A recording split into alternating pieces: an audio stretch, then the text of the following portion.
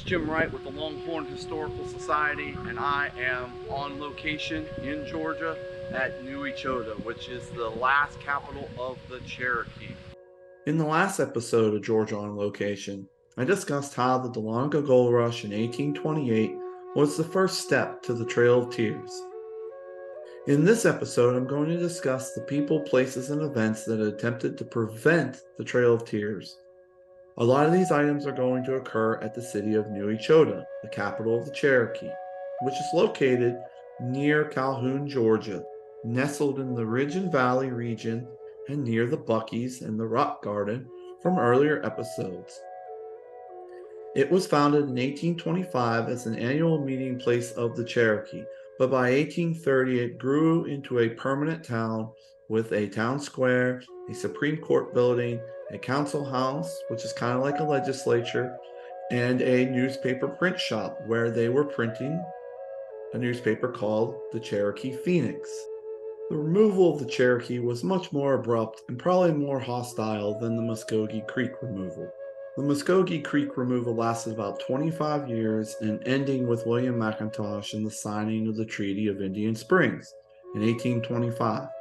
By 1827, the Muskogees were gone from Georgia and the Cherokee removal started with the 1828 Dahlonega Gold Rush and ended in 1838-39 with the Trail of Tears. Despite the Cherokees' progress towards adopting a lifestyle similar to their non-Indian neighbors, this will be called the Assimilation Program. Conflict with the state and federal government officials increased during the first 2 decades of the 1800s. Around 1809, a mixed-blood Cherokee named Sequoyah, also known as George Gist, began working on the Cherokee language. By 1821, Sequoyah developed a syllable-based alphabet called a syllabary. It was completed in 1826, and in 1826 it was adopted by the Cherokee Council for the use in their newspaper called the Cherokee Phoenix. This bilingual English and Cherokee newspaper would be printed throughout the Cherokee Nation and parts of the United States and Europe. Assimilation programs such as the Cherokee language, the development of a constitution, a Supreme Court, a legislature, and other things might have worked had not gold been discovered in Dahlonega, Georgia in 1828. This really advanced the Indian removal program that was circulating through the American government. Encouraged by President Andrew Jackson, the U.S. Congress passed the Indian Removal Act in 1830, authorizing the government to move forward with the removal westward of all remaining Indians east of the Mississippi River. I'm here at Samuel Wooster's house. Samuel Wooster is going to play a key role in the removal of the Cherokee. We are at New Echota. So Samuel Wooster was a white missionary coming to the Cherokee capital of New Echota to teach about the gospel to the Cherokee. He was arrested because he had violated a local Georgia law where it said that whites could not live on the same land as the Cherokee. This case goes all the way to the Supreme Court in the case known as Wooster versus Georgia. And in that case, the Supreme Court said that Wooster could live on this land because the Cherokee Nation was separate from the United States nation.